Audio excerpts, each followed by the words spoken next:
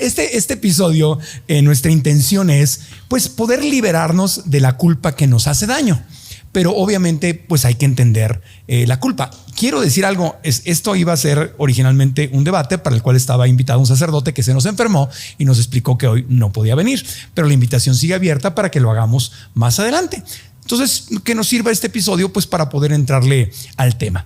La pregunta, para no asumir como que entendemos, porque en el diccionario a veces no tenemos la definición correcta, ¿qué es la culpa, Nilda?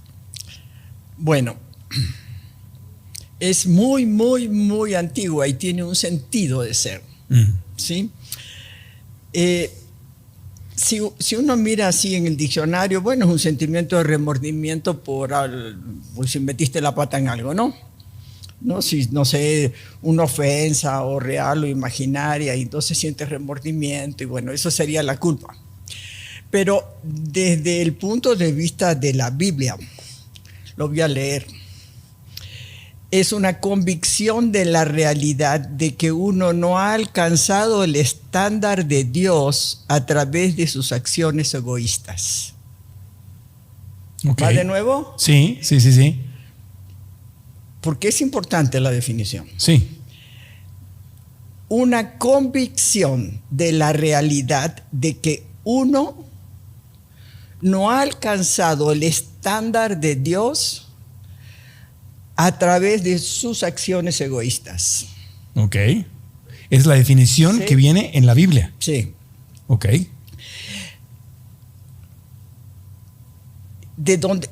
¿Cuál es el estándar de Dios? Uh-huh. Lo primero que plantea la pregunta, ¿verdad? Uh-huh. Si nos tenemos que medir con el estándar de Dios, pues ¿cuál es el estándar de Dios? Suena que debe ser muy alto. Y proviene de la conciencia del código moral, ¿sí? Dado por Dios. Uh-huh. Pero Dios no habla con nosotros, sino que viene a través de sus apóstoles. Uh-huh. O sea, de seres humanos como tú y como yo, uh-huh, que entendemos lo que entendemos. Claro, que y a veces no entendemos nada. Claro, y ¿no? interpretamos diferente. Hay gente que interpreta la Biblia literalmente y hay gente que le da otras interpretaciones. Exacto. Pero ¿qué significa esto? Si tú no alcanzas el estándar de Dios por tu egoísmo, ¿sí? Entonces la culpa es indispensable para que tú puedas necesitar de la salvación. Okay. ¿Sí? O sea, yo soy pecador, ¿sí? Entonces yo necesito que me salve Dios, porque siempre vamos a estar por debajo del estándar, ¿verdad? Sí. Entonces siempre vamos a ser culpables. Uh-huh. Todo el asunto del pecado original, o sea, nacemos culpables. Sí, desde la tradición bíblica, desde antes de que nacemos, donde nace la civilización, Adán y Eva, pecado original, y nacemos con el pecado original. Exacto. Eso es lo que nos dice la religión católica. Entonces, siempre vamos a ser pecadores, siempre vamos a estar debajo del estándar. Por lo tanto, siempre somos culposos. Por mi culpa, por mi grandísima culpa. ¿Verdad? Uh-huh. Ok. Sin culpa es imposible reconocer que soy un pecador. Sería un desfachatado, ¿no? Uh-huh. Decir que quiere la salvación pero que no es culpable. Uh-huh. ¿De qué? De pecar. Uh-huh. ¿No? Okay. Sí. Pero sin pecado, entonces no hay necesidad de un salvador. Sí. Sí, como esto es un circuito. Sí, se crea una necesidad.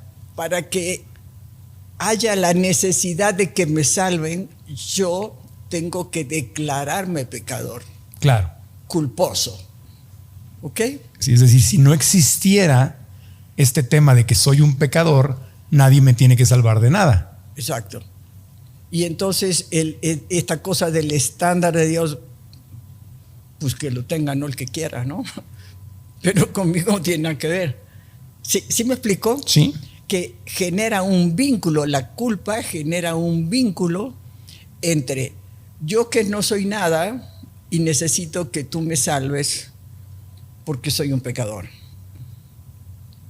¿Sí? Sí. Entonces, esto se estructura desde la noche de los tiempos, o sea, se estructura desde el inicio. ¿Sí? Y no voy a decir cuál es el inicio, pero después voy a eso. Sí. ¿Ok? Entonces, ahí nos dice el punto de vista religioso. Religioso. Y cómo esto permea la cultura. Uh-huh. Porque todas las personas que van a conectar con Dios a la iglesia católica y a otras iglesias también, van desde ahí, desde yo soy menos, yo soy culpable, yo soy pecador. ¿Sí? Como dice en palabra, pensamiento, obra y omisión. Pensamiento, palabra, obra y omisión. ¿no? Por mi culpa, por mi gran culpa, sí. Así No, dice esa oración. O sea, hasta si piensas. Uh-huh. Y si no pienso, y si hago y si no hago. O sea, como sea, me equivoco y soy pecador. ¿No? Entonces, ahí la existencia de un Salvador adquiere un significado. Sí. Bueno, esto que está en la conciencia colectiva, esto que tiene un sentido de ser dentro de todas las normas de la iglesia, la cual respeto, cada quien cree lo que quiere creer, ¿no? Lo que elige creer. Nos lleva a que en la vida cotidiana hagamos de lo mismo, ¿no? O sea, si te grito, después me siento culpable. Sí. En el mejor de los casos. Sí. Pues si no, tampoco. Bueno, si pienso en el novio que tuve en la prepa y me excito, me siento culpable.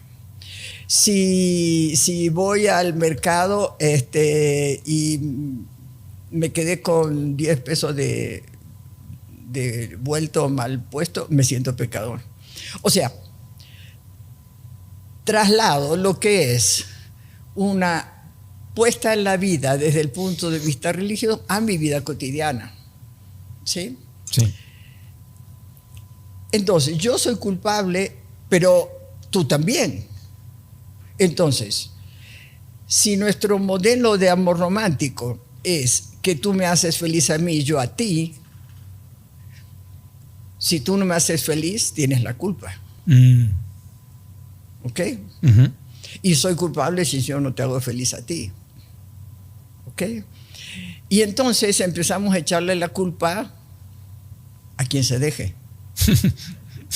Sí. El gobierno tiene la culpa, el clima tiene la culpa, el SAT tiene la culpa, mi pareja tiene la culpa, mis padres tienen la culpa, mis hijos tienen la culpa, mis maestros tienen la culpa, mis vecinos tienen la culpa, el dinero tiene la culpa. Cargar con la culpa es pesado. Entonces mejor la repartimos. La repartimos, ¿no? Claro, incluso le toca a Dios. A lo mejor sin decirlo literalmente, Dios tiene la culpa, pero al decir Dios permitió esto, ¿no? Hay algo de eso también, ¿no? Ajá.